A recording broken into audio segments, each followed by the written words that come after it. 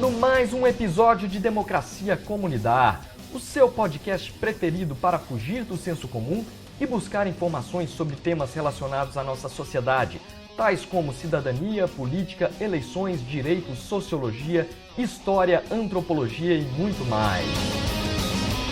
Eu sou o Diogo Cruvinel e o episódio de hoje está no eixo temático da cidadania, mais especificamente na questão da cultura indígena e das eleições. E para isso teremos uma entrevista sensacional com a socióloga Avelin Buniacá Cambiuá, que vai nos ajudar a desconstruir alguns mitos que ainda hoje persistem no imaginário das pessoas. Como se organiza uma sociedade indígena?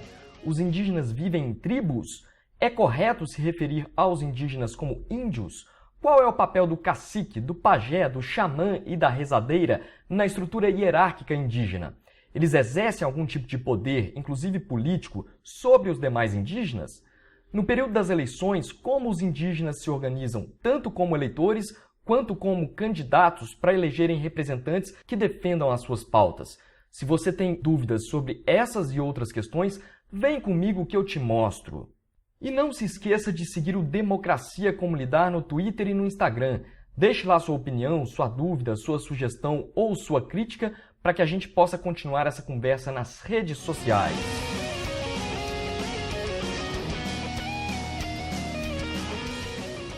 Avelin Buniacá Cambiuá, antes de mais nada, muito obrigado por você receber a equipe toda aqui do podcast Democracia Comunitária, e no caso a equipe toda sou eu. Assim, eu sei que a sua agenda de compromissos é bem cheia, é bem tumultuada, então eu queria te agradecer por abrir esse espaço aqui para a gente conversar um pouquinho. Eu queria, Avelin, que você começasse se apresentando, dizendo de onde você veio, sua trajetória, qual é a sua atuação, inclusive na área de pesquisa, né? Você que é socióloga. Então, fique à vontade, o microfone é seu. Então, porém, eu quero cá, boa tarde, e eu quero agradecer também a oportunidade, a visita, e trazer a questão indígena para pessoas que não estão acostumadas a tratar a questão indígena com seriedade, com a verdade que é necessária. Para mim é uma oportunidade riquíssima. Então, muito obrigada pelo convite. Ótimo.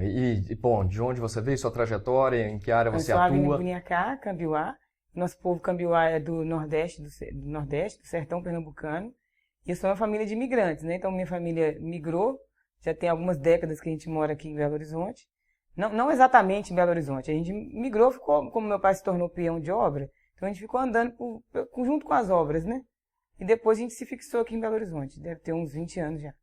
E aí você estudou aqui em Belo Horizonte, se formou? Estudei aqui, fiz Ciências Sociais, me formei, continuei estudando e percebi que aqui tinha não só a minha família como pessoas, como indígenas, morando na cidade por vários motivos, não só por questão de emprego e escolaridade, não buscando novas situações de trabalho também, mas porque tinham sido mesmo perdido seu território. E outros que já haviam nascido aqui na cidade e de dessa ascendência indígena, mas que tinham perdido sua identidade. Uma coisa muito difícil, porque o indígena aqui, ele vai morar nas periferias. Então, eu até chamo hoje de índio favela, né? O índio favela, ele vai ficar mais próximo à cultura da favela do que da cultura indígena. E eu entendendo esse processo todo de favelização dos povos indígenas nas grandes cidades, percebi que a gente precisava se organizar, se unir, porque era a população, só em Belo Horizonte, no censo de 2010, tinha uma população de mais de 5 mil indígenas em Belo Horizonte e região metropolitana em 2010. Isso depois já tem aumentado muito mais, né? Então vem dessa história aí, dessa trajetória para a cidade, sem perder a nossa identidade, nessa luta para manter a identidade não só minha, mas quanto dos outros povos que estão aqui resistindo aqui na cidade. Uhum. E aí hoje você leciona também, né? Dá aula para criança e também em cursinho, não é isso? Dou aula só para ensino médio e cursinho, que é sociologia, né? E ainda um sonho, quem sabe, ter sociologia para criança. Não vai ter. Eu também, como sou das ciências sociais, sou cientista político, então compartilho esse sonho, né, de aproveitar a idade de formação das crianças para introduzir, né, e colocar de uma forma mais forte até essas disciplinas que fomentam o pensamento crítico, né? Inclusive, o mote desse podcast é para justamente que as pessoas saiam do senso comum e consigam raciocinar com base em outros argumentos. Então, é também um sonho meu que isso seja ensinado nas escolas. Seria até mais fácil para a gente hoje, né? Pessoal, mas já pronto, com esse hábito já de criticar, esse hábito de já ter um pensamento crítico, já quando olhar as coisas, já saber que não precisa engolir, né, aquilo seco, que ele pode pensar a respeito. E pensar não é... Até então, ainda não é proibido. Tomara que não seja. Mas muito bem, eu queria usar esse espaço nosso hoje aqui para a gente desconstruir alguns mitos que existem no nosso imaginário e no senso comum, e muitas vezes fomentados pela própria indústria da comunicação e desinformação também. Aquela ideia nossa, que a gente aprende na escola já de criancinha, que o índio ele tem que ter aquele estereótipo. E aí, no dia do índio, as criancinhas são vestidas e aí faz aquele evento lá, como se todo índio fosse daquele e vestisse aquelas roupas típicas, né? E vestem, mas não só, né? Então... não daquele jeito, né? Não é papelão, não é de cartolina, não é tinta guache, não é durex colorido na cara, né? Então, assim, para começar, né? Chamar o indígena de índio já esconde ali também um caráter pejorativo, não é isso? Explica, por gentileza. Sim, porque essa palavra índio, né, que remete ao povo hindu, que seria, chegamos nas Índias. Isso, além de colocar todo o indígena e toda essa riqueza e diversidade dentro de um pacote só, genérico, né, a gente até fala um índio genérico, ali ainda traz essa carga do índio preguiçoso, o índio cachaceiro, o índio indolente, aquele que quer muita terra, aquele que não produz. Então, essa palavra índio esconde toda uma gama de racismo. O nome é racismo com relação aos povos indígenas. Então, às vezes a gente coloca, né, fala que é preconceito, que são... Não, é racismo mesmo. Tem razão, é verdade. Essa questão do índio preguiçoso, depois a gente vai falar de uma das pautas que hoje são mais reivindicadas pelos povos indígenas, que é a demarcação de suas terras, né?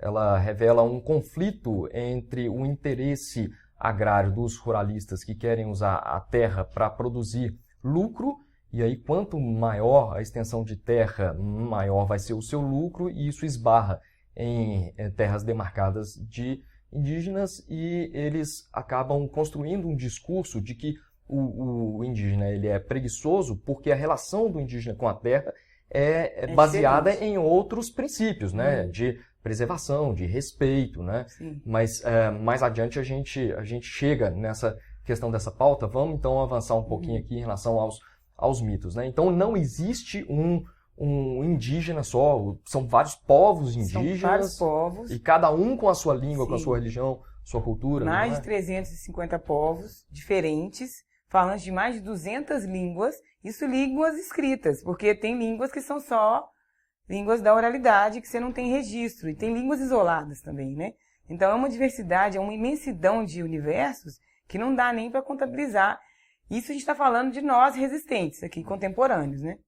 Se a gente fosse falar do que foi na época da invasão, a gente teria aí uma diversidade muito maior de povos, que inclusive povos que não se enxergavam enquanto povos indígenas, né? Eram até povos como se nem se conhecessem mesmo, de tão distinto, de costumes, de língua, de outra forma de ver o mundo mesmo, sabe? Estranhos entre eles próprios, né?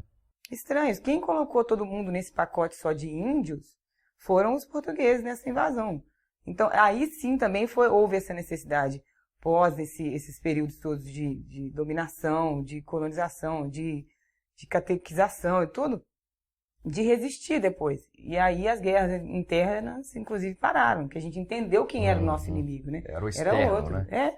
Então, assim, a gente se entende enquanto indígena, né, que quer dizer que vem da palavra endógenos, né, nascidos da terra, ou povos originários. A palavra índio, ela é uma expressão muito pejorativa que a gente evita usar e a gente não gosta. Há outras situações em que as pessoas falam índio e acabam saindo assim, mas não de forma... a gente não gosta dessa utilização. Então, são povos originários ou indígenas. Tribo também de jeito nenhum, Tribo né? também não. Significa outra coisa, né? Outra coisa. E a gente se organiza em povos, né, etnias. Então, esse pertencimento étnico é muito forte. Quando eu falo assim, eu pertenço a determinada etnia, ou quando a gente percebe a falta do pertencimento étnico também, o vazio que dá. As pessoas que vêm para a cidade e acabam se afastando do seu tronco, da sua etnia, do seu povo, elas sofrem muito. E quando retornam, por exemplo, por vários fatores tiveram que migrar, o caso da minha família mesmo. Agora eu estou retornando em agora quase agosto para setembro, lá para o interior do Pernambuco, para Ibimirim, e é sempre uma agonia, porque você perde muita coisa estando longe. E perder esse pertencimento é perder um pedaço de si mesmo. Então, quando a pessoa diminui o tamanho do que é pertencer a um povo, a chamar de tribo, a um ajuntamento de gente que se veste igual ou escuta o mesmo som, isso é muito pouco, é diminuir demais a nossa cultura. Então, a gente entende enquanto pertencimento étnico, enquanto etnia, enquanto povos. É uma questão até de identidade, né? E nesse processo aí que se iniciou lá nas grandes navegações, de falar que o índio não tem alma, e isso seria justificativa para escravizá-lo, catequizá-lo, ou mesmo exterminá-lo, né? E no momento posterior, aquela questão do apagamento da identidade, quando a Índia era tomada no laço, né? E aí perdia o seu sobrenome, passava a ser propriedade do marido, e às vezes elas eram proibidas, inclusive, de falar a própria língua, né? Em casa, então apanhavam. Isso tudo faz parte de um processo de apagamento mesmo da identidade, não é isso? Então, a gente tem que passar no Brasil por um processo de letramento racial. Esse letramento racial, ele parte do pressuposto que as pessoas não sabem da própria história. Elas precisam ser letradas na sua própria história. Com relação aos povos indígenas, com relação aos povos africanos é muito grave. Com relação aos povos indígenas, chega a ser absurdo, porque todo brasileiro conta para mim, em uma palestra, uma roda de conversa, que tem uma avó indígena. Uma avó, uma bisavó. Pega no laço. Essa história do pega no laço ou pega de cachorro. E esse pega de cachorro eram homens que saíam para caçar mulheres indígenas, caçando mulheres indígenas como se fossem bichos mesmo. E elas não eram tratadas como esposas, não. Elas eram tratadas como escravas, domésticas e sexuais, para toda uma família. Então elas trabalhavam, cozinhavam, lavavam, faziam todo o serviço e não tinham acesso aos seus filhos de forma total. Elas não podiam passar a cultura para esses seus filhos. Elas não podiam, tanto que esses netos de mulheres indígenas pegas a laço não sabem dizer, por exemplo, de que etnia pertencem. Mas sua avó era de onde? Não sei, ela falava muito pouco. Não sei, ela era muito tímida. Meu avô não...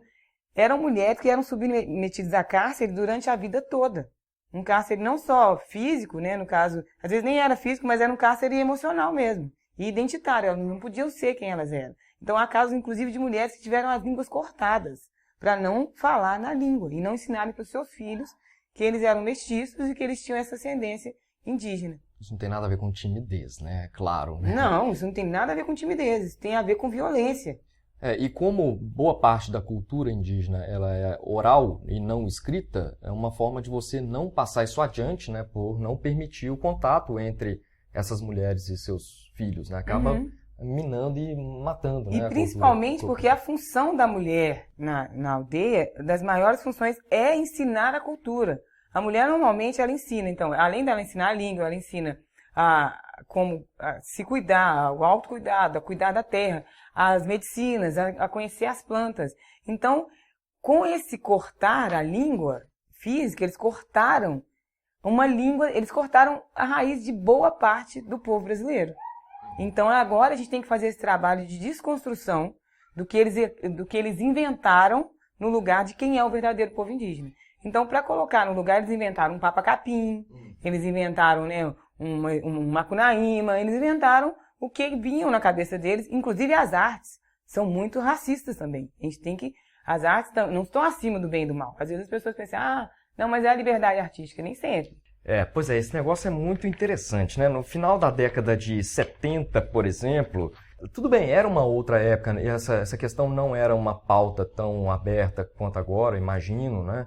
Mas, por exemplo, a Rita Lee, ela fez uma letra de uma música chamada Baila Comigo, que ela coloca um estereótipo de um índio, que é aquele que Se Deus quiser, um dia eu quero ser índio, viver pelado, pintado de verde, num eterno domingo.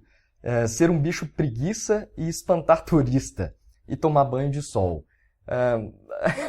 Esse reforço, assim, do indígena que não faz nada, né? Que só fica... Tá dentro daquela lógica de que, como o índio está ligado na questão do respeito e preservação da sua própria terra e cultiva para a sua subsistência e não visando um excesso de produção, um excedente de produção para depois vender na forma de lucro, então vem essa carga de estereótipo como se ele fosse o preguiçoso, né? Que não trabalha para ganhar dinheiro e para vender, não, e né? na letra, né, que você está falando, tô lembrando, ainda fala, como se vai lá na tribo. Como se... É que tribo?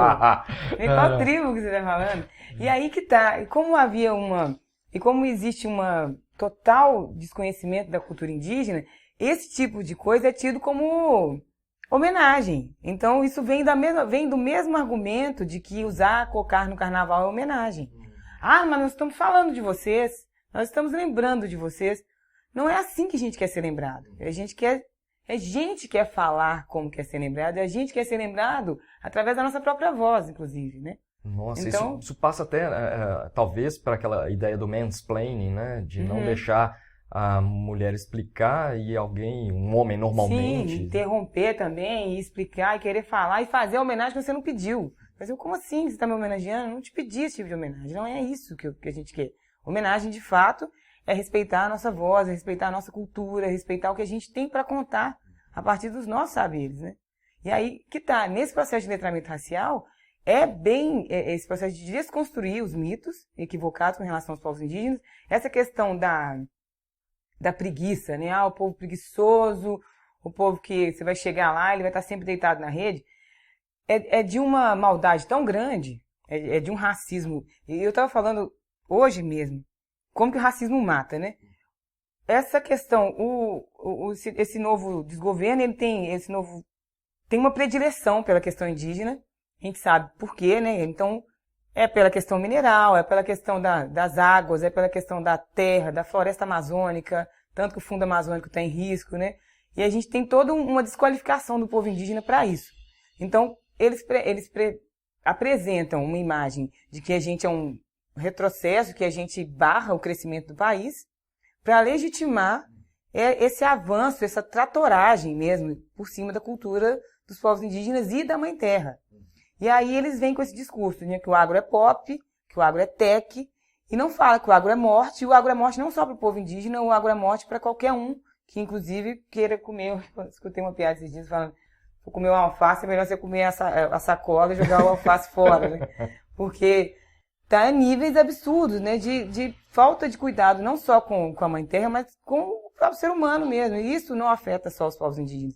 Às vezes as pessoas pensam assim, mas isso não é comigo, isso é com o índio lá. Não tem o índio lá, é o índio aqui, é a pessoa aqui, é você existindo. Não tem como separar isso. Mas como foi feito um processo tão profundo de apartheid cultural mesmo, de dividir o povo indígena, o povo brasileiro da sua origem indígena, e colocar na cabeça dele que o índio é aquela coisa lá, pelado, pintado na tribo no banho de sol, e não é a gente produzindo no sentido de, não é 8 horas por dia. A gente tem que fazer uma roça, acordou, fez a roça, esse é o trabalho do dia? Esse é o trabalho do dia, então volta. Vai se banhar no igarapé, vai pegar o sol, vai fazer o que for. Mas tem que inventar trabalho. O nosso trabalho é mais produtivo do que aquele de 8 horas que você está ali por obrigação e não tem nada exatamente para dizer o que você fez naquele dia. Você encerrou o dia e falou assim, o que eu fiz esse dia? Nada, mas você bateu o cartão e falou, trabalhei 8 horas e fiquei mais 4 no trânsito. Então, fiquei 12 horas na rua, estou exausto, mas você não sabe dizer exatamente o que foi produzido. Com os povos indígenas é diferente. Então, eu tenho um horário no sentido de, eu tenho uma missão.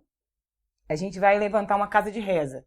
Então, vai ter um mutirão para a construção dessa casa de reza. A casa de reza acabou, eu não vou construir 30 casas de reza. Acabou, o serviço acabou, está pronto. É muito interessante, porque hoje se fala em acabar com aquele modelo de trabalho associado às horas trabalhadas e partir para um outro modelo que é de teletrabalho, que você vai medir pela produtividade e não pela hora trabalhada, né?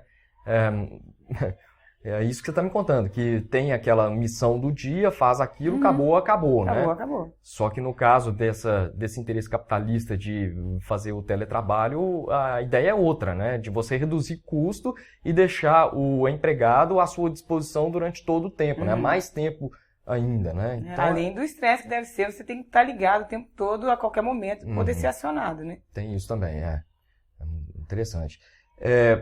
Só para fazer justiça aqui com a Rita Lee, eu gosto muito das músicas dela, né? Eu gosto de Mutantes também.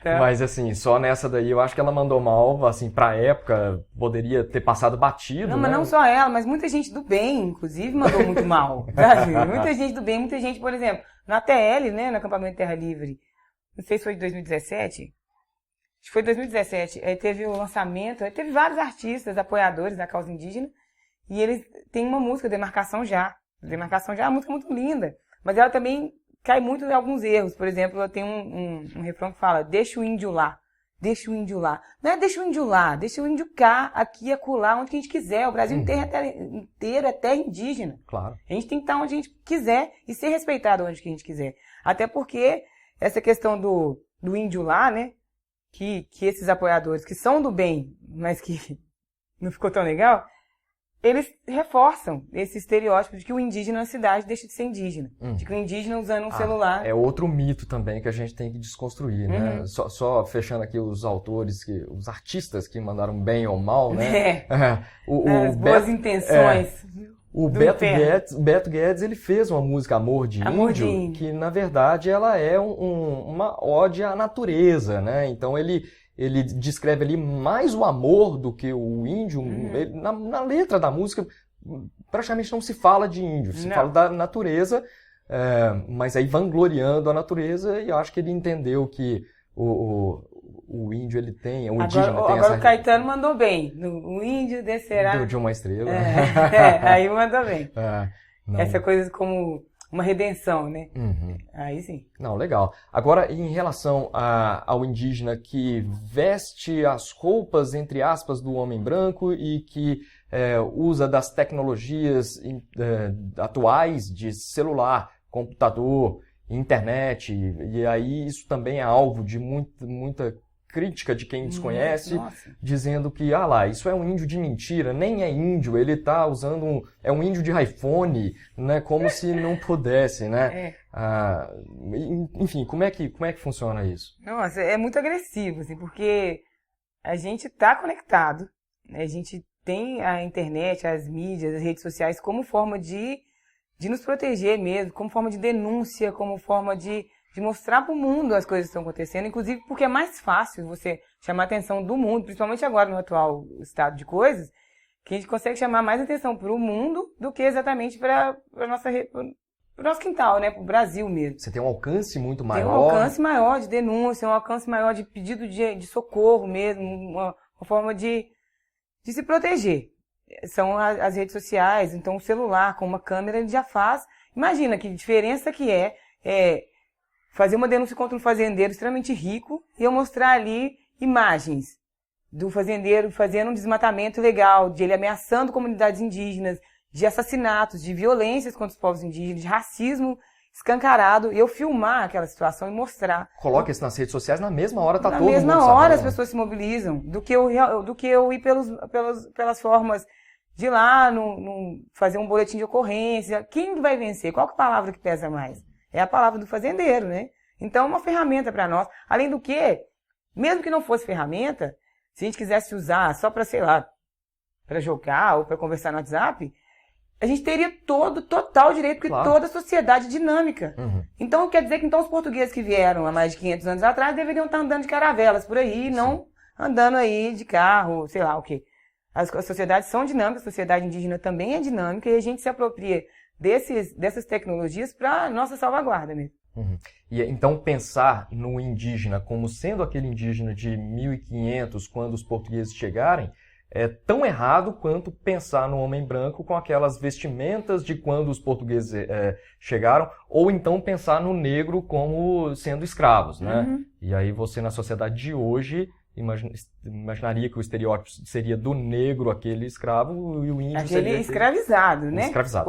Porque eles eram reis e rainhas também no território deles, né? Então a gente entender que quando eles constroem esses lugares, né, inclusive, né, o índio primitivo selvagem, silvícola, né, selvagem, ele não sabe conversar, ele não sabe dialogar. O africano, o negro africano é passivo e aceitava a escravidão. Ele vai criando no imaginário das pessoas um lugar de soberania, de supremacia branca mesmo. Então, quando eles veem um indígena com celular, já toca no imaginário que eles criaram para nós. Então, não pode, você não é indígena de verdade. Quando eu comecei a trabalhar com pessoas assim, com mais influência, no sentido de espaços públicos que não eram acessados por nós, povos indígenas, as pessoas chegaram a perguntar se eu tinha formação acadêmica, né, se eu falava português, mas ao invés de perguntarem para mim, perguntavam para outras pessoas.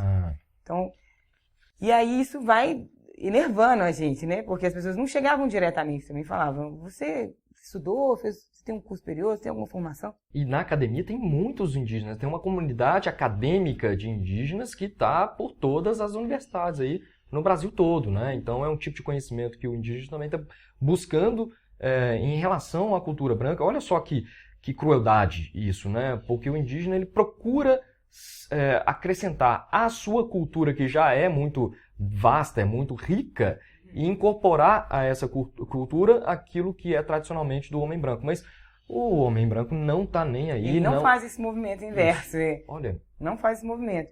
E a gente até fala, porque as culturas dos povos tradicionais são de uma cultura circular. Então, a gente até brinca que na nossa cabeça cabem muitos conhecimentos.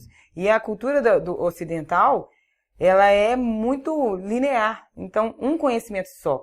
E se colocar mais de um, eles são excludentes. E para a gente não pode se conviver com vários conhecimentos sem excluir nenhum. Isso não faz a gente menos indígena ou mais indígena. A gente consegue, inclusive, faz a gente mais indígena, quando a gente consegue ter vários conhecimentos e não deixar de ser quem somos, né? E aí que tem uns parentes que eu acho muito interessante que eles falam assim, eu posso usar o celular e a calça jeans sem deixar de ser indígena. Você nunca vai se tornar um indígena. Né? Você pode se pintar de urucum e não vai se tornar indígena.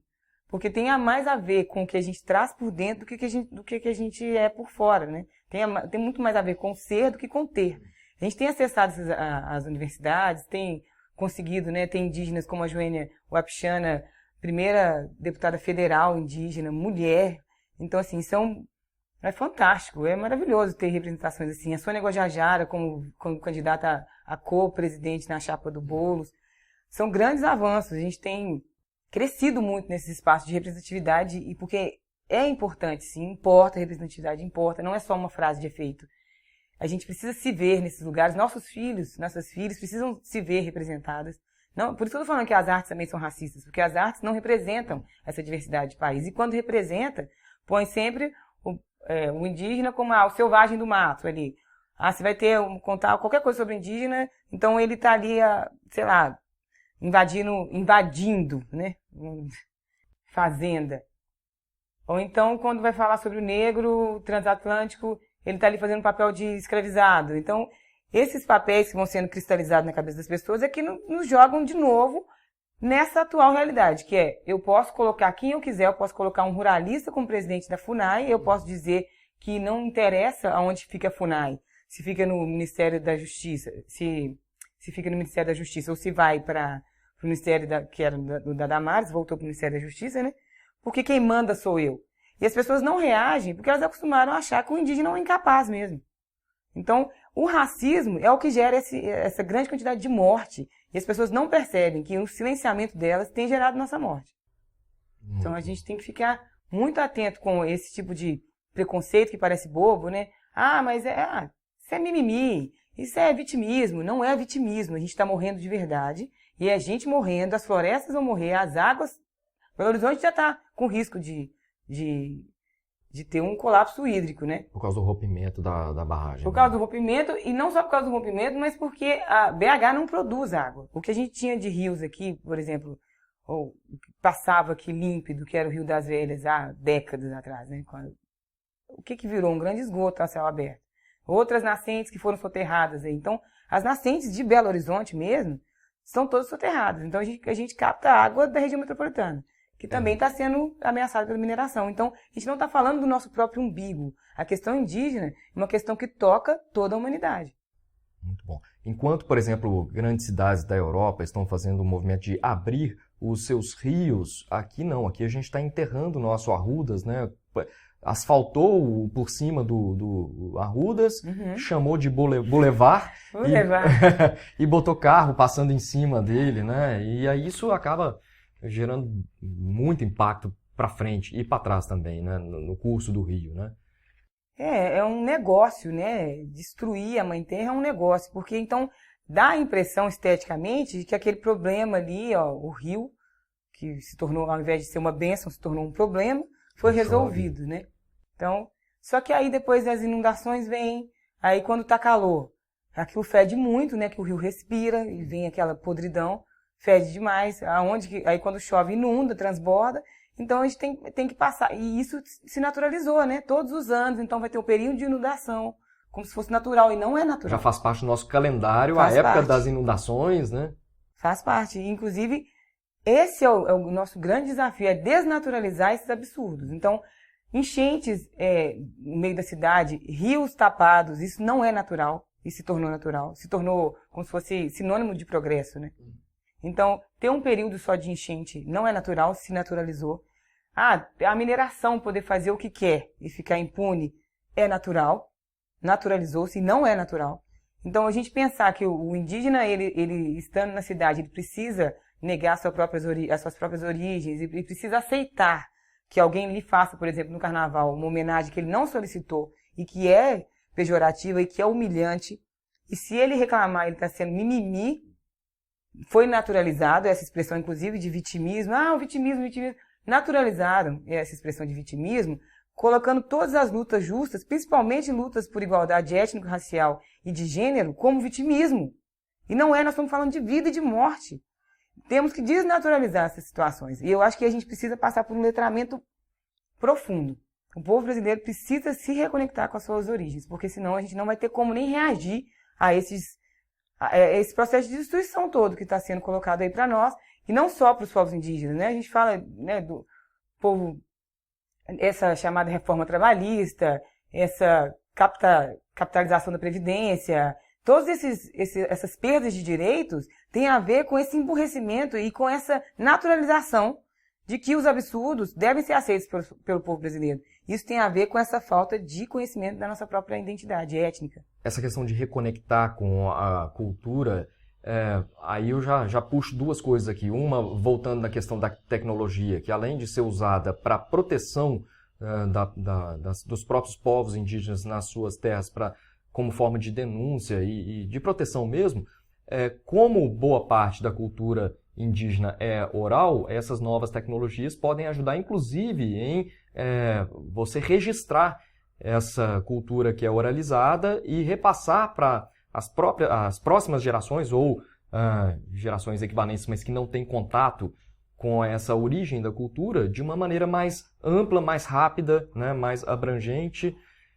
E outra coisa também, a gente não tem preocupação de uma forma geral, né, em buscar aquela cultura da nossa sociedade que é originária e até por uma questão de mercado e de um capitalismo e até de um imperialismo, a gente prefere consumir cultura de outros países que não tem nada a ver com a nossa e deixando de lado aquilo que é a riqueza do nosso folclore e da nossa própria cultura. Então, um negócio que me deixa extremamente chateado, até puto também, de na Praça da Liberdade, por exemplo, nesses últimos 2 meses, e propositalmente pegando o período das férias escolares, lá no CCBB você tem uma exposição de uma empresa mega dessas aí do cinema, que coloca lá aqueles bichos do cinema americano para as crianças todas visitarem e acharem aquilo desde criancinha como natural da cultura delas,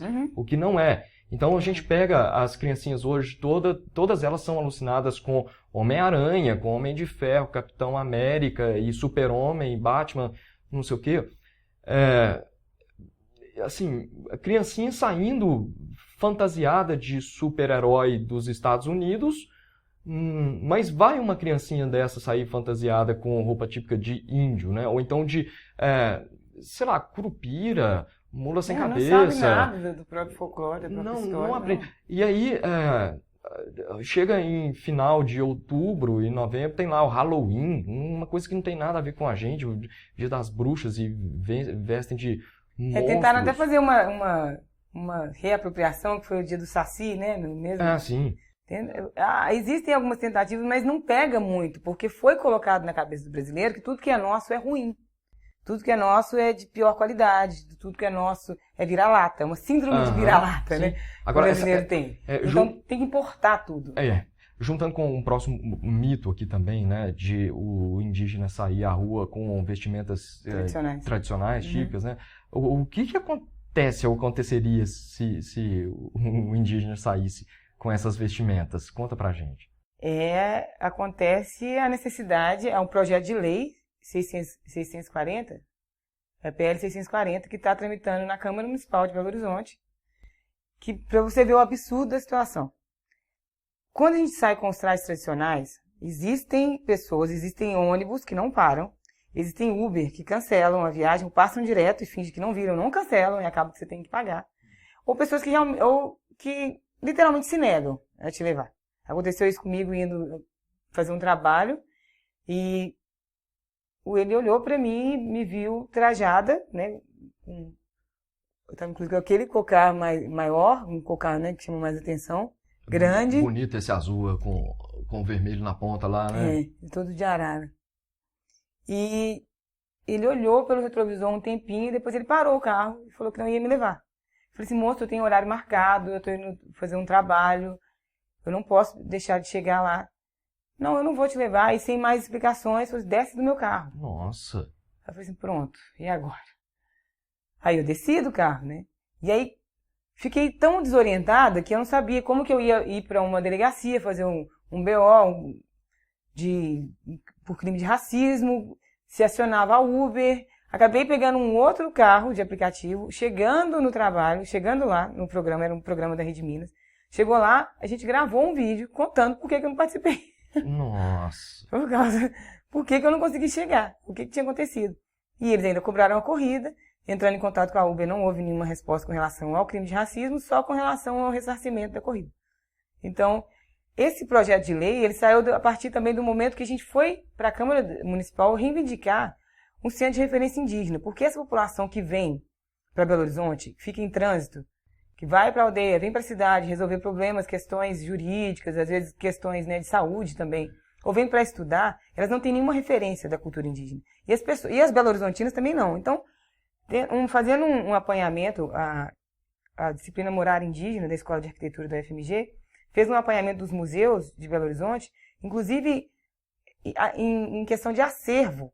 Os museus de Belo Horizonte não têm praticamente nada com relação a cultura indígena. Não é só daqui, o Museu do Índio de Brasília também não tem nem ar-condicionado. E tudo que tem exposto lá é réplica, nada original. Nossa, eu não sabia. E aqui nem réplica, então. Aqui a gente tem. Ali tem até depois eu te mostro, tem um apanhado ali, que o pessoal do Morar Indígena fez um trabalho ótimo. Que um dos maiores, mais acessíveis, né, vamos dizer assim, aquele que é da Praça da Estação, de Artes e Ofícios, tem o canoeiro, né, que é aquela canoa imensa, que tá ofício canoeiro, mas também não fala que aquela canoa é indígena e de que origem. Então há um apagamento ali, mesmo no museu, né? Então, a necessidade do centro de referência indígena é para que a gente se reencontre nas capitais, seja onde for. A nossa cultura está presente no país. E quando a gente foi entrar na Câmara para essa audiência pública para o centro de referência indígena, fomos barrados por causa do traje. Daí nasceu a necessidade da lei. Daí se despertou olha, então quer dizer que o indígena não anda livremente com seu traje? Não. E as pessoas achavam que isso, de novo, essa naturalização do vitimismo, era um vitimismo. E não era. A gente falava, não, gente, a gente não consegue mesmo. Não, vai um grupo de indígenas entrar num shopping center com as vestes. É terrível. Né? Uma vez a gente até se propôs a fazer um experimento. Depois a gente falou assim, vamos ver um dia que a gente estiver mais fortinho, né? Porque vai ser muito violento. Vamos dar vamos ficar mais casca grossa para aguentar, porque realmente ficam um falando é É como se fosse a galera da quebrada entrando de abarreta. É o rolezinho tipo, dos índios, o rolezinho, né? o rolezinho dos indígenas aí no shopping. Aí começa, né? Um segurança com o outro, até a gente se sentir tão constrangido que vai sair. No Mercado Central já aconteceu isso também. Mercado Central, um símbolo de pluralidade né? De Belo Horizonte, de cultura.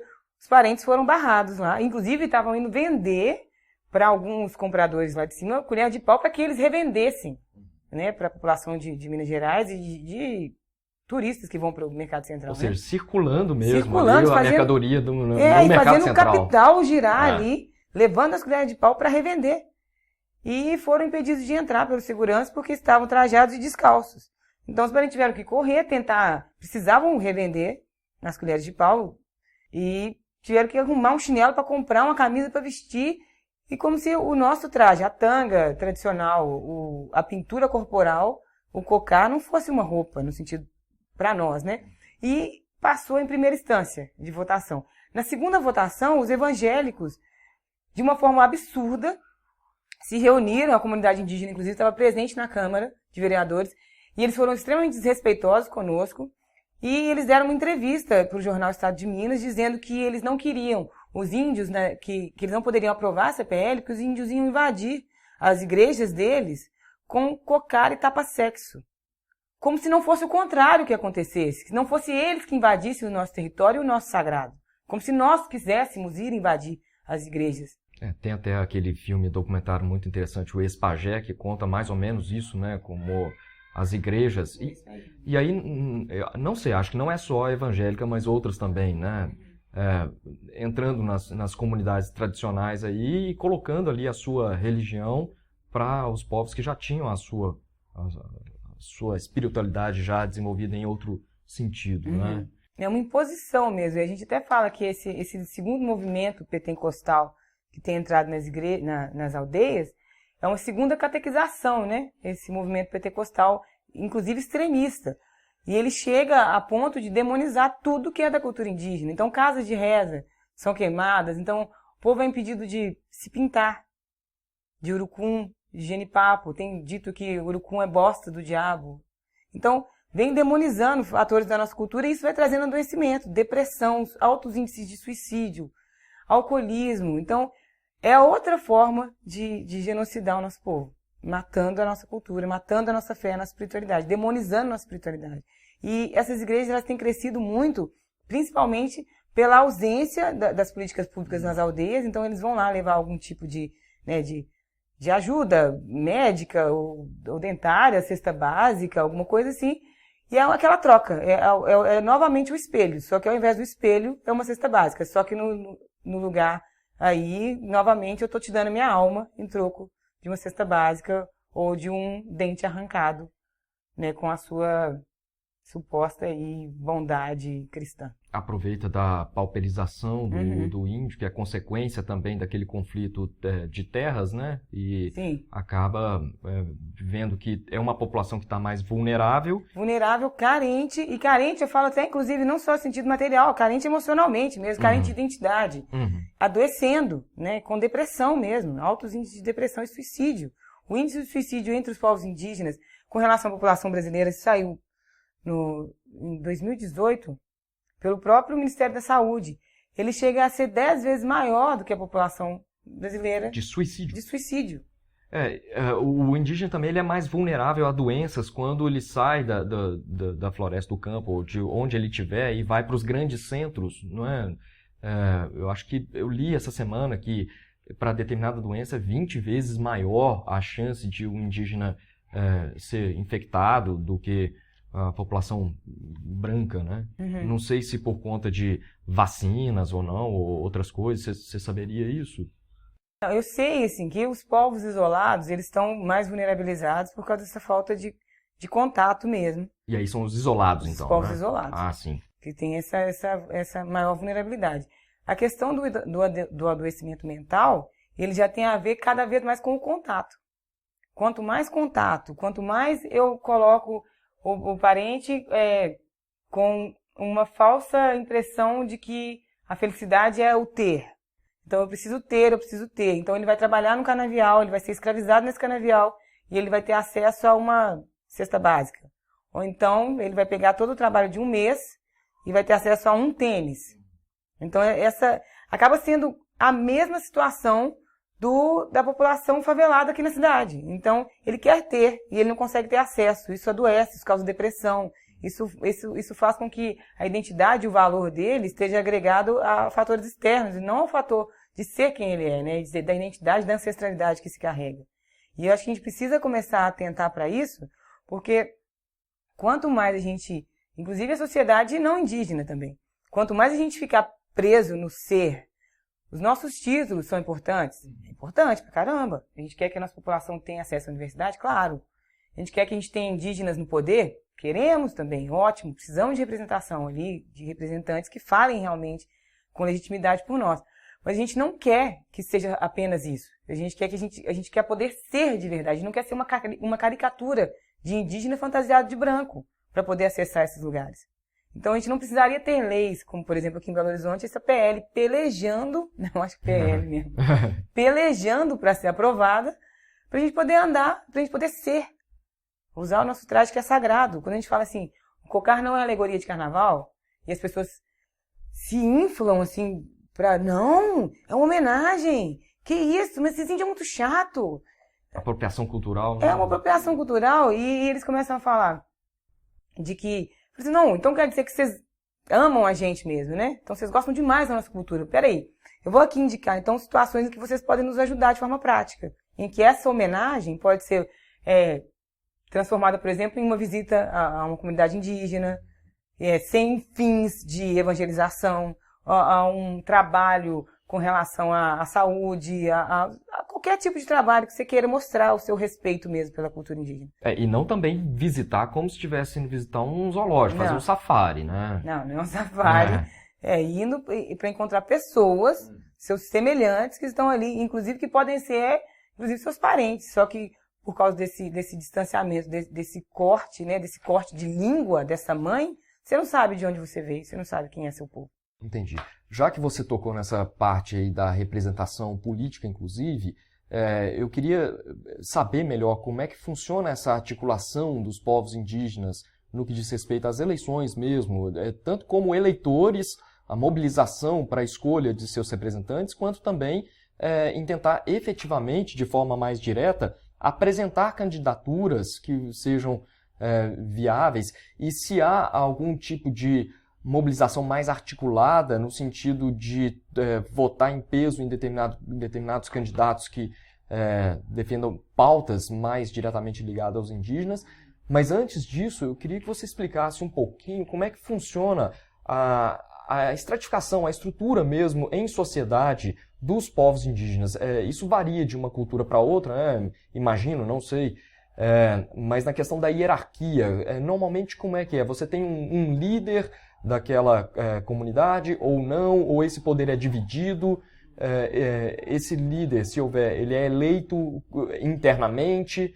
E que tipo de poder e de pressão, não sei se existe isso, né? De direcionamento para os demais indígenas daquela comunidade?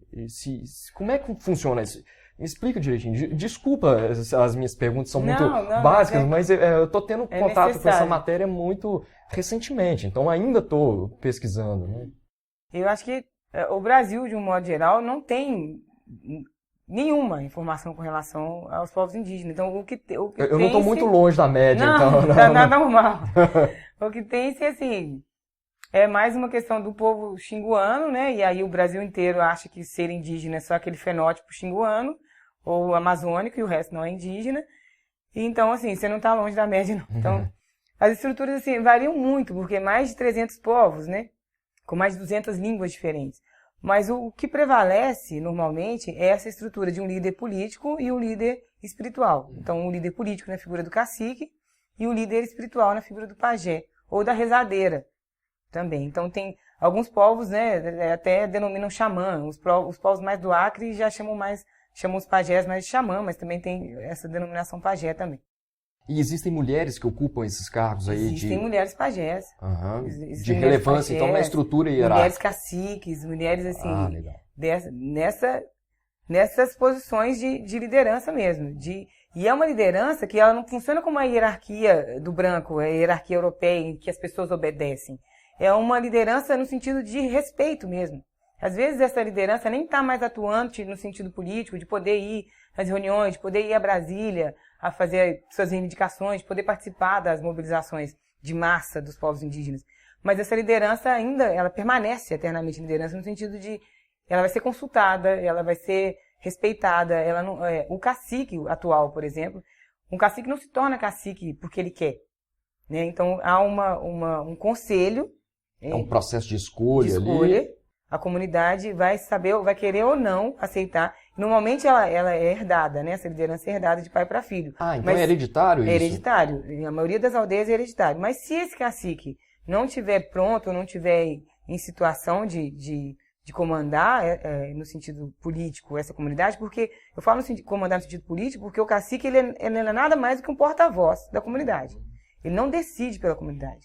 O que é decidido pela comunidade é em grandes assembleias. Então não é autoritário esse poder, né? Não é autoritário nem hierárquico. É de estar acima dos demais réis mortais indígenas. Então, quando o pessoal... O branco até tem uns provérbios racistas nesse sentido também, que eles falam, né? É muito cacique para pouco índio, né? Ou então, muito cacique para pouco índio. E eles falam assim, os caciques da política. Né? Quando eles querem falar de alguém que é, tipo, poderosão, né? Mas não é assim. O cacique, ele é o que está mais vulnerável. Porque ele vai ter que ouvir todo um conselho. E se ele não ouvir esse conselho, ele pode ser substituído sim. Não é um cargo vitalício, né? Ele não tá Embora ali. seja hereditário, não é vitalício, não. Né? E ele está a qualquer momento ali a perigo, né? Ele está sujeito ali e é sujeito a ser corrigido por toda a comunidade. A comunidade pode se reunir para falar de atitudes do cacique. Isso não é um problema. Nós temos hoje mais ou menos mais de 30%, 38% de indígenas que já estão vivendo nos grandes centros urbanos. Sim. E a minha dúvida é o seguinte, esses indígenas que saem de suas aldeias, eles mantêm algum tipo de vínculo nessa estrutura de funcionamento daquela sociedade? Então, eles continuam sendo responsabilizados de alguma forma pelos seus atos depois que saem ou perdem completamente o vínculo com aquela comunidade de origem? Como é que é isso? Tem casos, né, de parentes que realmente nunca mais, que perde o vínculo mesmo. Nunca mais Mas retorna. por vontade própria, ele... Às vezes por vontade própria, às vezes por apagamento de identidade mesmo, às vezes por uma questão de pobreza. Então, a maioria das comunidades vão ficando cada vez mais distantes, a cidade consome muito, né? Então, você vive em função de sobreviver. Então, de trabalhar, estudar, chegar em casa, esses trabalhos precarizados. A gente se torna mão de obra barata na cidade. Então, quase nunca vai sobrar um dinheiro para você pagar uma passagem para voltar para o seu território, para levar os seus filhos para conhecer as suas origens. Então, às vezes, há casos de perder totalmente o vínculo. E aí, talvez uma futura geração vai tentar resgatar. Mas aí por questões alheias, né? E não que seja uma regra, né? A pessoa sai da... O ideal é que mantenha-se o vínculo, e se o vínculo foi cortado, procurar reatar esse vínculo para poder realmente, literalmente, pedir bênção. Para poder voltar para a cidade e fazer o trabalho. E falar, olha, eu quero fazer tal coisa, vocês me autorizam? Eu quero trabalhar de tal forma, vocês me autorizam? Eu posso falar... não sei, eu acho que é uma questão muito de respeito, né?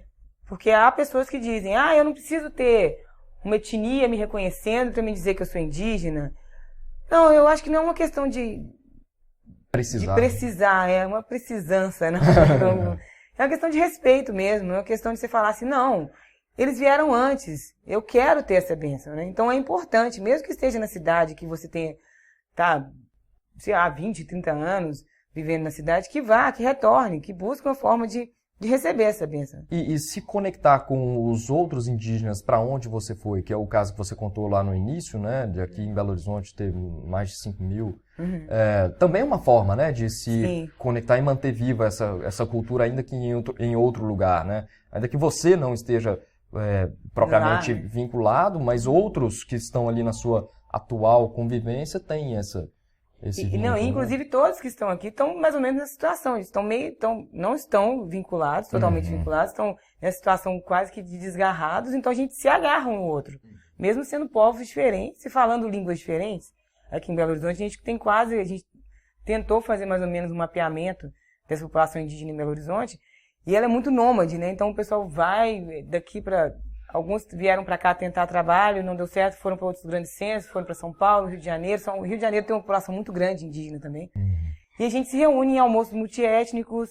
Tem o Comitê Mineiro também de Apoio às Causas Indígenas, que é um coletivo de indígenas em situação urbana e em trânsito, com mais de 20 etnias diferentes, assim, para poder a gente se fortalecer, porque a gente entende que o território está na gente também, né? Então, a gente estando perto de um outro parente, a gente está perto do território. Então, a gente carrega o território para onde a gente vai. Então... legal. E nesse ponto, a tecnologia deve ajudar bastante. Eu fico imaginando um grupo de WhatsApp de você.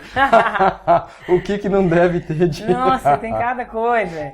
Desde a vontade de participar de editais, vamos encarar? Ah, mas é muito complicado. Até, não, vamos só fazer um almoço e um piquenique no Parque Municipal. Pronto. E aí, textões, aí vem falando de política. Pois é, e essa questão da articulação política, como eleitores ou como representantes, como é que funciona isso também? Então, é muito novo, né, a presença assim, do indígena agora ocupando de forma mais maciça esses espaços de tomada de decisão.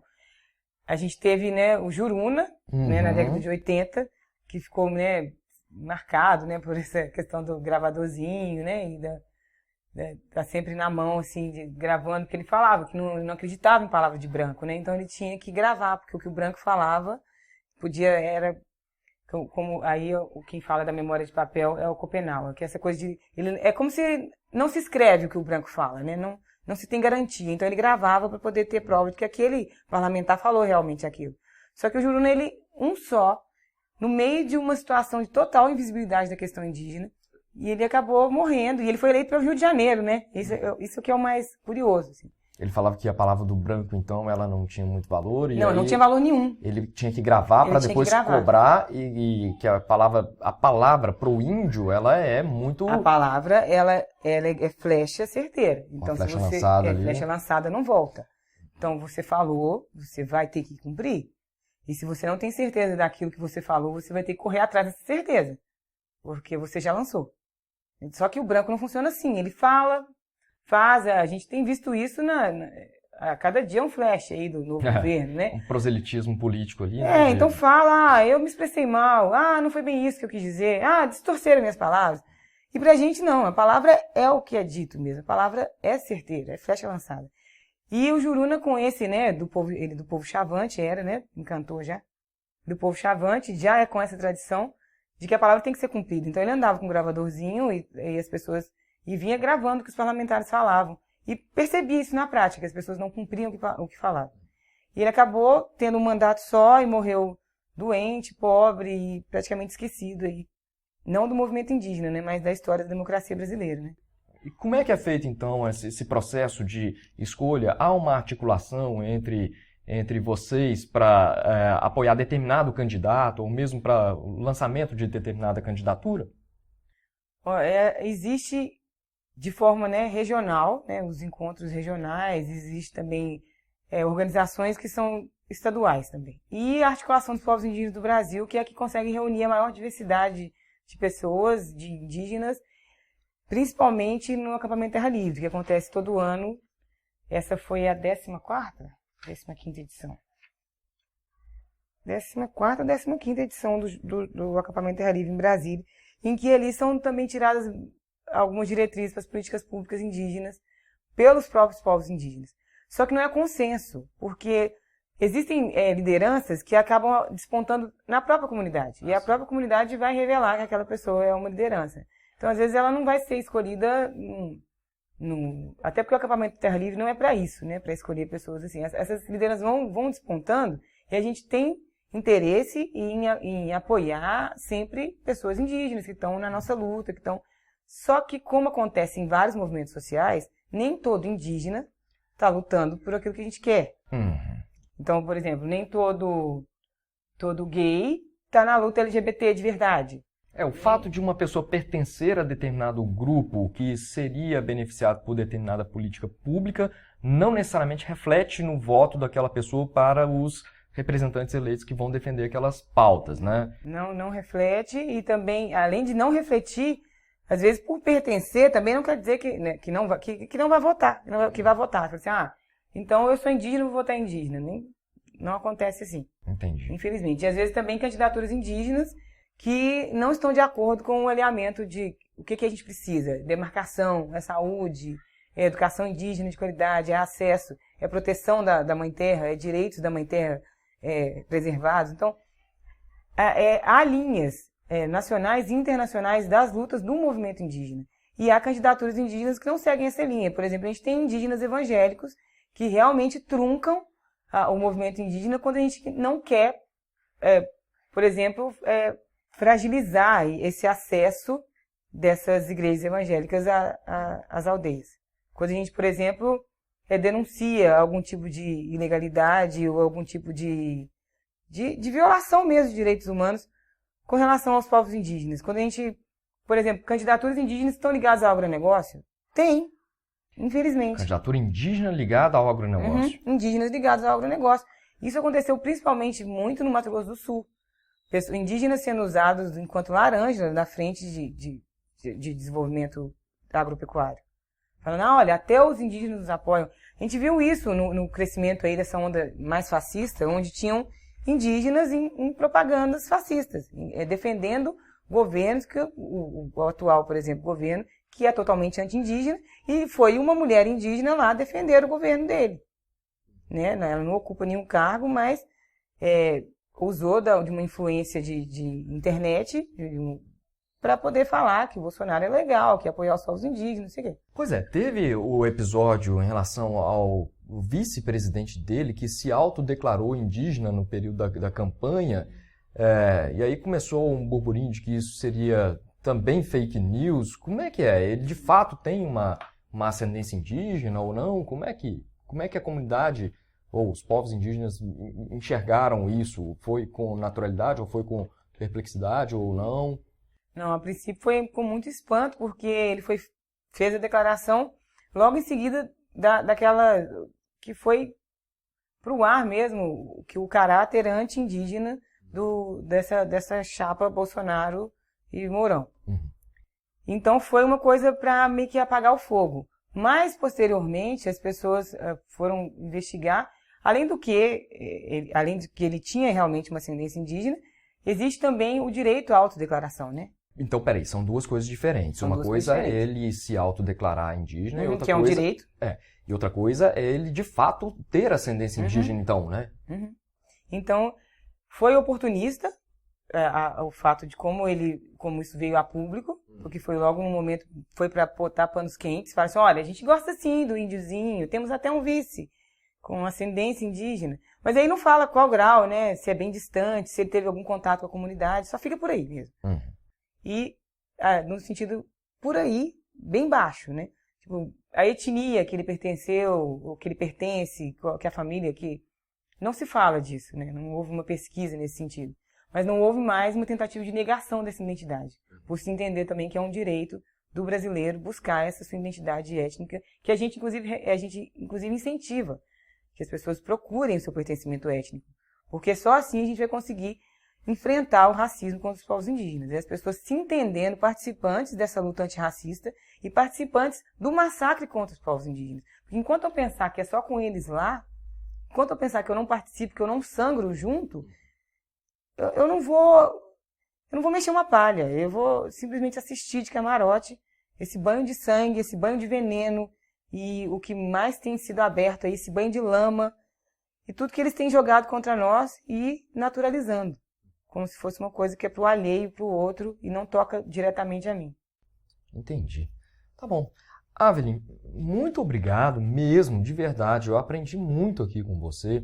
A gente já está caminhando aqui para o nosso final. E antes de encerrar, eu queria te pedir, então, uma dica cultural. Onde é que as pessoas podem buscar informações de qualidade, de uma fonte confiável de informação sobre os povos indígenas? Bom, tem a Web Rádio Iandê, que é uma rádio... que ela foi... Peraí, é Web Rádio Iandê. Como é que a gente escreve isso? Y-A-N-D-E. Iandê. Iandê, que é nossa, né? Nossa. Iandê. Tem também Originárias, no Instagram, Originárias, que são podcasts de mulheres podcast de mulheres? Que legal, vamos colar com esse povo aí. Originárias, muito massa. Eu vou deixar então na descrição do podcast aqui o caminho dessas dicas todas que você está dando, né? O que mais? Tem também o ISA, o Instituto Socioambiental, que é um site muito rico de informação sobre os povos indígenas do Brasil inteiro, com dados muito atualizados e seguros. O Instituto Socioambiental, inclusive, tem o PIB, né? Tem o PIB Mirim, que inclusive tem jogos para crianças. Então faz esse letramento racial a partir dos pequenos. Então eles podem entender da diversidade dos povos indígenas. Inclusive a gente está falando dessa coisa folclórica, né? Do dia do índio, o menino bater na boca, colocar um cocar de cartolina. Pode mostrar para o seu filho aquele o site. Do pica-pau, né? O índio pica-pau. Você pode mostrar o site do PIB Mirim, né? Para as crianças, né? PIB Mirim, então. PIB, P-I-B, Mirim. É porque tem a PIB também, a né? PIB é a Articulação dos Povos Indígenas do Brasil. PIB é do ISA. Entendi. É do ISA mesmo. ISA é o Instituto Socioambiental. Então, PIB Mirim, P-I-B. Faz parte do Instituto Socioambiental, que é um site já voltado para a educação, o letramento racial das perspectivas indígenas para a criança. Legal, muito bom mesmo. Tá bom, e você quer deixar aqui, então, o seu contato, suas redes sociais, para quem tiver interesse em te procurar também? Por onde você costuma atuar nas redes sociais? Onde está você? Eu sou meio devagar, assim, para responder, mas é importante a gente continuar com esse trabalho de letramento racial. Então, no Instagram é Avelin Buniacá. E tem também o Facebook, Avelin Buniacá Cambiuá, que a gente pode entrar em contato lá, conversar. Eu faço aulas, né? Então eu dou aula de sociologia e nas temáticas indígenas, nessa desconstrução mesmo, nesse trabalho de letramento racial. Então, palestras, rodas de conversa, então estou sempre participando. E a gente está aí para letrar a comunidade brasileira, para a gente poder voltar às nossas origens e deixar de ser um ignorante na nossa própria cultura. Excelente. E não só os povos indígenas, mas todos nós, né? A sociedade, ela se faz, né, com multiplicidade de culturas diferentes, e é importante que uma cultura tenha conhecimento sobre a outra, para que a gente não tenha pessoas matando pessoas por conta de divergência e de desconhecimento. Né? Racismo mata mesmo. O racismo ele não mata só fisicamente, racismo mata a alma, gera depressão, autoestima baixa. Racismo é um mal que precisa ser extirpado da sociedade. Então, trabalhar com a luta antirracista é uma obrigação de cada um de nós. E todas as formas de racismo, né? Todas as formas de racismo. Ótimo. E aí, no caso, racismo, né, a gente fala dos povos racializados, né? Sim. Então, povos indígenas, povos negros, os migrantes, que né, o país agora tem essa onda nova, e as pessoas também não sabem lidar com os migrantes, né? Então, os imigrantes também estão aí nessa onda de racializados. Logo o Brasil, que a gente vai viver momentos diferentes da nossa história em que outros originários de outras partes do mundo que passaram por problemas como guerras, vieram buscar abrigo aqui no Brasil. Então a gente tem comunidades grandes de italianos, de japoneses, por exemplo, né? Haitianos passaram por esse problema. Agora a Venezuela, vizinho nosso aqui, estão passando por um problema, uma guerra civil praticamente ali. E aí o Brasil sempre acolheu essas pessoas de outros lugares, né? E curiosamente nesse momento a gente se volta contra justamente essas pessoas que constituem a base da nossa sociedade. Né? É uma contradição muito grande, porque o Brasil, formado dessa suposta democracia racial, se mostra racista e xenofóbico. Sim. Até porque existem migrantes e imigrantes, né?